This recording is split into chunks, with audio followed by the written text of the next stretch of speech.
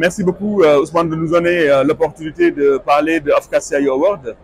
En tant que fondateur de CIO Mag, un simple rappel historique, il y a 17 ans, CIO Magazine que je préside a été créé ici à Marrakech. Donc on a été précurseur de la transformation digitale sur le continent. Et donc il y a 17 ans, je suis venu voir les Marocains pour leur dire que je voulais organiser une fédération qui réunit les directeurs des systèmes d'information africains. Ils m'ont dit c'est une bonne chose et donc on s'est retrouvé à Marrakech pour fermer la première initiative qui réunissait les spécialistes de la transformation digitale. Donc sans le savoir, on a été précurseurs.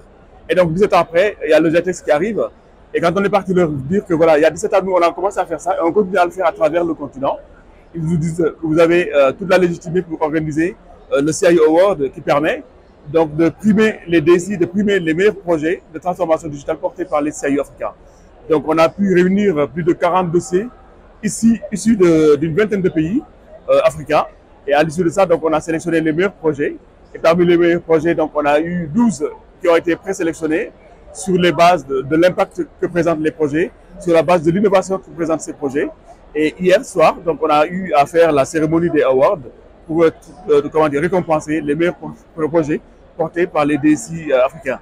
Comme on parle avec les Sénégalais, je suis ravi de dire que parmi les primés, il y avait l'IPRES qui a été primé sur une solution portée dans la transformation et dans l'innovation et l'impact que ça a autour de 11 millions d'utilisateurs au Sénégal. Donc on était ravis que le Sénégal ait pu remporter ce trophée. Au-delà de ça, donc, il y a 7 autres pays qui ont été primés comme l'Afrique du Sud, le Ghana, le Maroc et puis d'autres pays vraiment qui ont eu des trophées et on est ravis d'avoir pu porter ça à l'occasion du GITEX. Quand on voit les DSI, sont des hommes de l'ombre, on ne les voit pas. Donc c'est des gens qui travaillent, qui apportent de l'innovation dans les entreprises, dans les administrations, mais c'est des gens qui ne communiquent pas. Et le rôle de CIO Mag, quand on a été créé il y a 17 ans, c'est de leur donner de la visibilité. Et je pense qu'on a trouvé le moment pour le faire puisque le GITEX réunit plus de 50 000 personnes et leur donner de la lumière à travers cette grande conférence à distance pour nous en tant que CIO Mag. Donc c'est pourquoi on a réuni tout l'écosystème aujourd'hui et hier pour justement parler de ça et vraiment primer les DSI qui sont vraiment des gens formidables. Il y a 17 ans, quand on parlait de transformation digitale, les gens nous riaient au nez en disant qu'on ne sait pas qu'est-ce que c'est.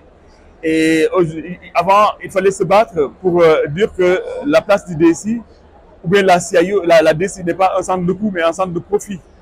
Et il faut l'aligner par rapport à la stratégie des entreprises. À l'époque, les gens n'avaient pas compris le sens. Et pendant plusieurs années, on s'est battu pour vraiment valoriser les DSI et valoriser leur travail. Et Dieu merci, avec le temps, aujourd'hui, les gens l'ont compris. Et 17 ans après, ils ont compris que vraiment ce qu'on disait à l'époque était tout à fait vrai. Et on continue à accompagner les DSI, on continue à faire des choses avec eux. Et aujourd'hui, si on arrive à faire des learning expeditions en Californie tous les ans, pour justement aller faire de l'immersion sur la réalité virtuelle ou la réalité donc, de ce qui se passe dans la Silicon Valley, c'est grâce au digital. Donc on arrive à faire des choses formidables. Et CIO Mag se voit continuer à être le porte-parole des acteurs de la transformation digitale pour amener l'Afrique encore plus loin.